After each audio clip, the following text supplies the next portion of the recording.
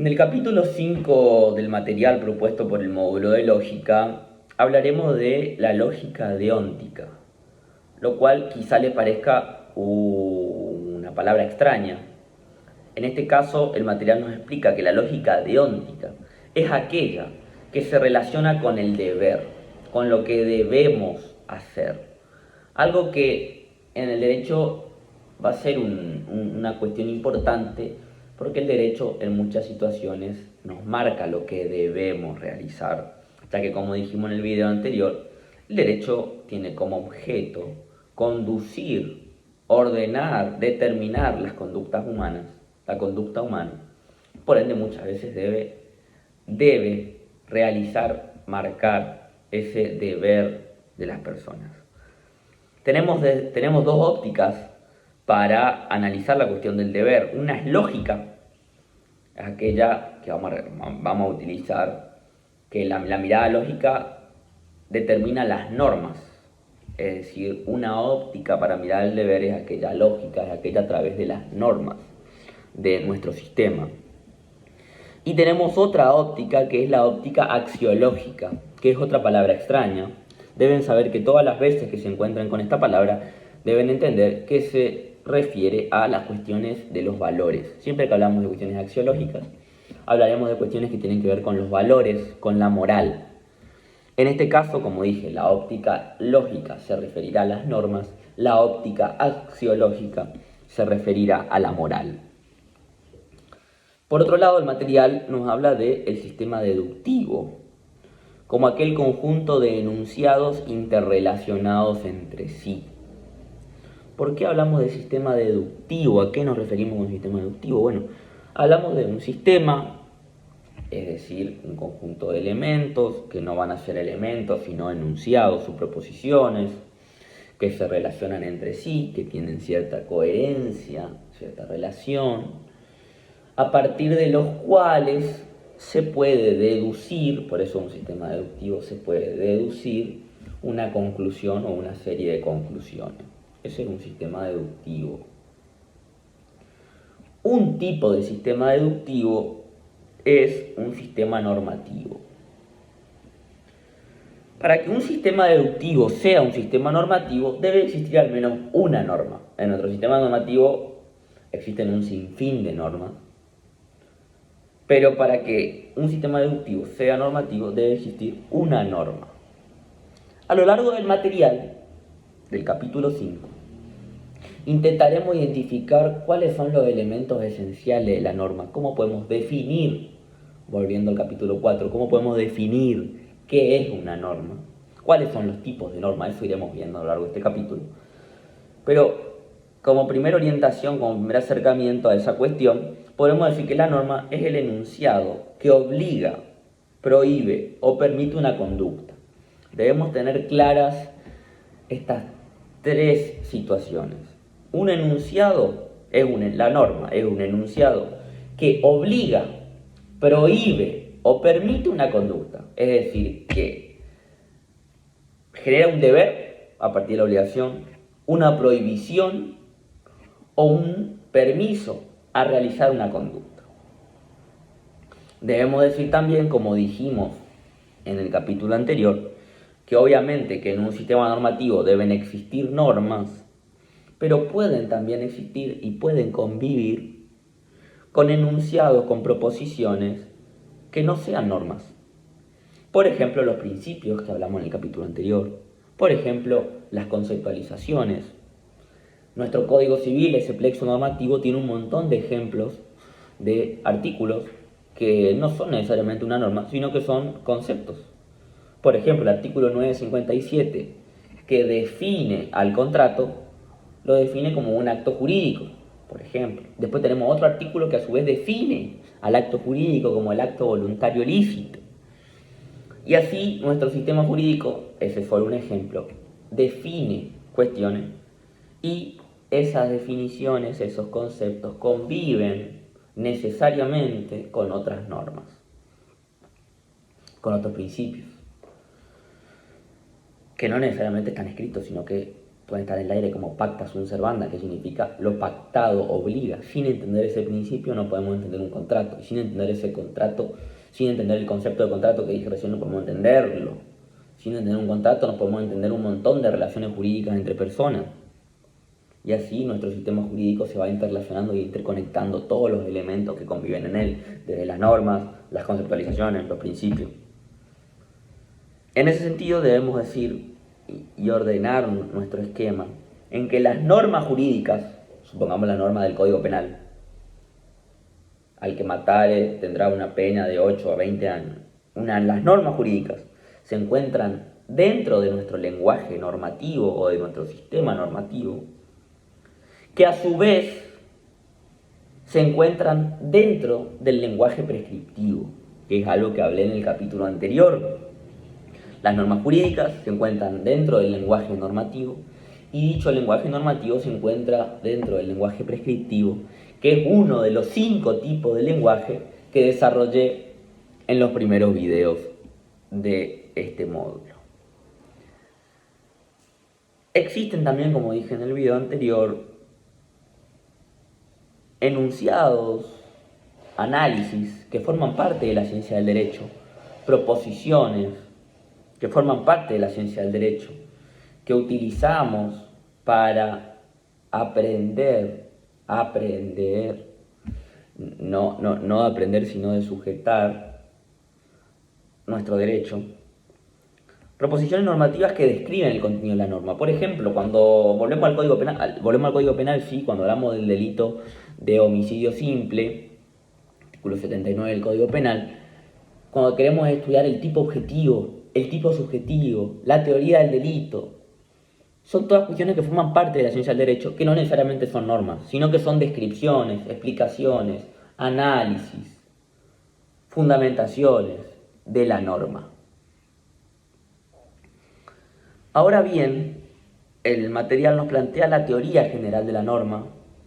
Es importante, como siempre digo, estudiar la teoría y el autor. En este caso es von Wright.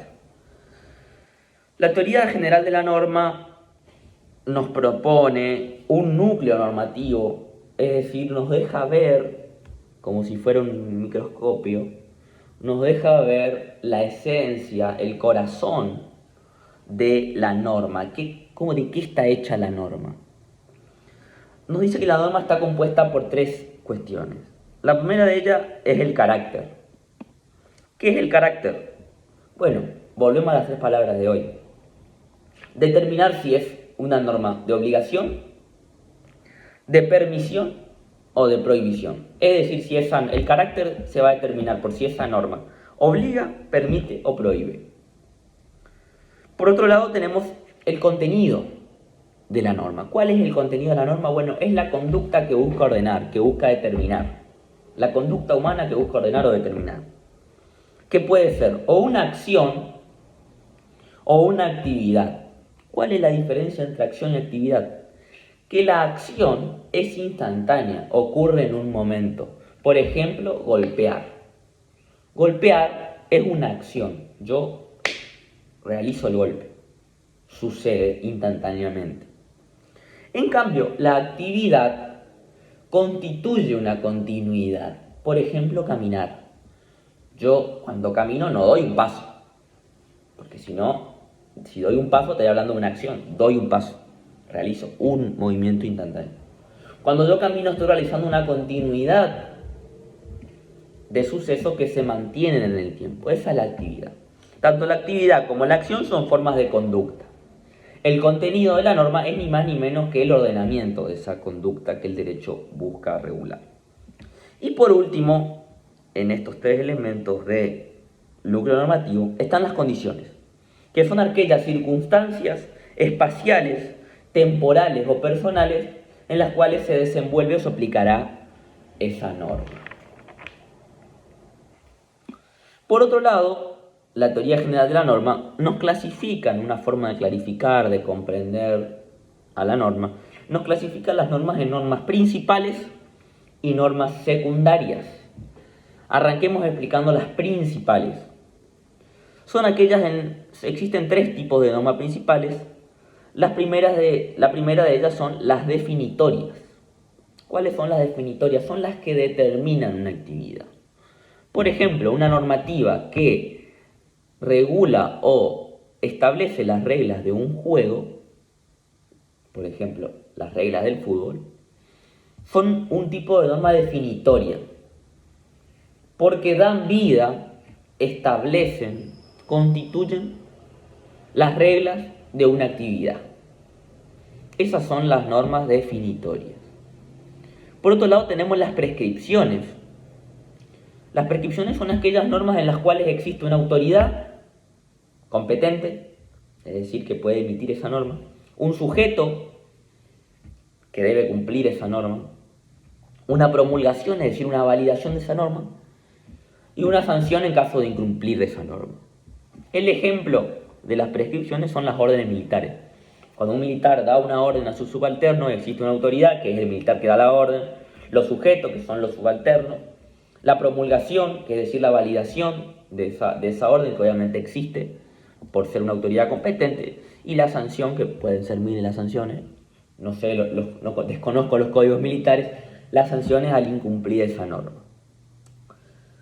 Entonces ya hablamos de dos tipos de norma principal: las definitorias, las prescripciones, y las últimas son las técnicas o directrices, que son aquellas que determinan los medios empleados para alcanzar un fin. Ejemplo claro, quizás no jurídico, las recetas. Las recetas nos determinan una serie de pasos para realizar la comida que queremos, llevándolo al mundo del derecho. Nuestro Código Civil, por ejemplo, o los códigos procesales, sobre todo, nos explican qué pasos debemos realizar para, no sé, realizar un acto jurídico, por ejemplo, como puede ser un testamento. ¿Cómo debemos realizar un testamento? Bueno, debe haber una persona que quiere realizar el testamento, deben haber bienes, debe existir una carga o un cargo. Bueno, en el derecho existen normas que tienen ese carácter de técnicas o directivas, en las cuales se especifican cuáles son los medios empleados para alcanzar un fin.